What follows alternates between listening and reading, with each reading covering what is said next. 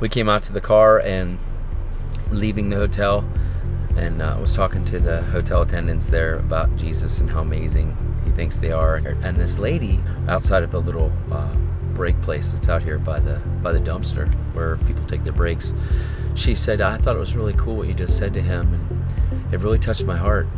And all I said was that I was a drug addict for 22 years. And she goes, if you'd ever have some time to talk, then maybe you could talk to me. And she's crying, she's hurting, she needs hope. And so she said, I'm going to go inside. She goes in, but when you get a chance, maybe you can stop by the desk and you can ask for me. And because on the outside, she looks okay.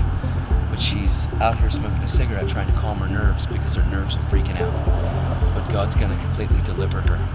I think I have 1 minute left. I'm going to go in there and grab her, take her to the side, and speak to her. God's going to perform like an amazing deliverance in a 10-minute period. It's going to be awesome. Amen. So good. Everywhere you go, conduit for Jesus. Awesome. Went inside and asked for her, and she came out. She was sitting in the chair, and as soon as I started talking to her, she was just crying. I poured my heart out on my testimony and where I've been and where I've lived and what I've done and how horrible it was. And I talked about my daughter, and she just started crying really hard. And she said that she had a 16-month-old daughter, and she hasn't seen her 16-month-old daughter since she was 4 months old.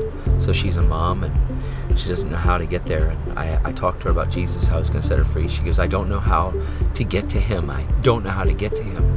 And so I said, I want to make it really easy for you because he did everything for you to just receive it.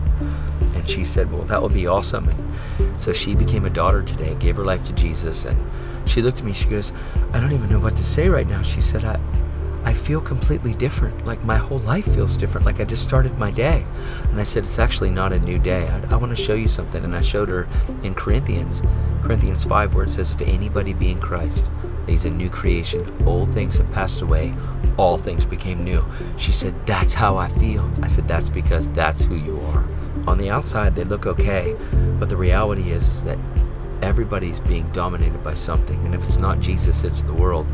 And we need to get people free from the world, get people free from selfishness, from unforgiveness, from anger and rage. And Jesus is the only answer that does that. And I believe we can all live a lifestyle of Christianity everywhere we go, because this is like midday, and I don't know how many people got touched already, but this is normal life. This is how Christian life is supposed to be. We're just supposed to touch people everywhere we go.